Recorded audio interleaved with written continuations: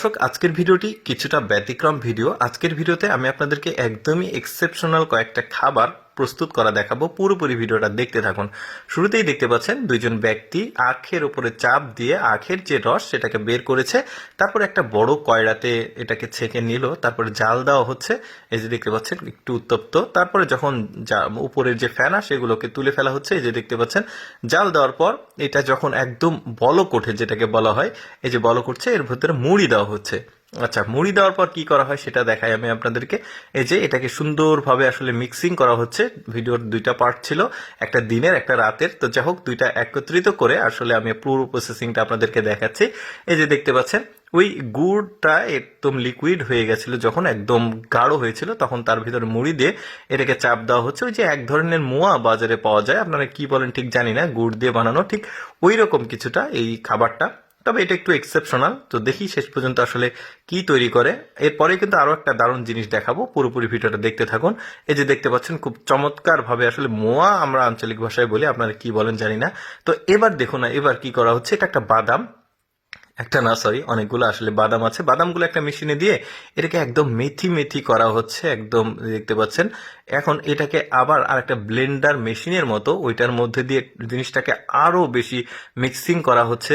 এই যে নিচে জাল দেওয়া হচ্ছে, এখানে মিটার রয়েছে যে এটা কতটুকু পরিমাণ মিক্সিং করতে হবে। এই যে তারপরে দেখতে পাচ্ছেন এটা অনেকটা হয়ে গেছে। এবারের ভেতরে কিছুটা পানি দিয়ে একদম লিকুইড হয়ে গেছে। এখন এটার আমি বলে দিই, এটা হচ্ছে বাদামের তেল।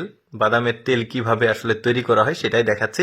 বাদামের তেল কিন্তু অনেক উপকারী একটা তেল, আপনারা কিন্তু গুগলে সার্চ করলে বুঝতে পারবেন অ্যাকচুয়ালি বাদামের তেল কি কি কাজে লাগে, খুবই উপকারী। তো যাই হোক, ওই গুঁড়োগুলো নিয়ে এই যে দেখতে পাচ্ছেন এই মেশিনের মধ্যে দেওয়া হচ্ছে, দিয়ে একটা স্টিলের বা লোহার পাত দেওয়া হচ্ছে, আলাদা আলাদা একটা চাকার মতো। একটু ভালোভাবে লক্ষ্য করলে বুঝতে পারবেন। তারপরে ওর ভেতরে চাপ দেওয়া হচ্ছে, প্রবল চাপে ওই যে বাদামের গুঁড়ো সেগুলো থেকে কিন্তু খুব চমৎকার ভাবে যে দেখতে পাচ্ছেন তেল বের হচ্ছে।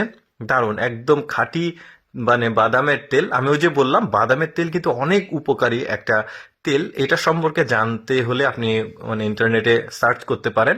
তো যাই হোক, দেখুন বেশ চমৎকার ভাবে একদম ফ্রেশ তেল, বাদামের তেল বের হচ্ছে। এই বাদামের তেলটা কিন্তু এখন প্যাকিং করা হবে।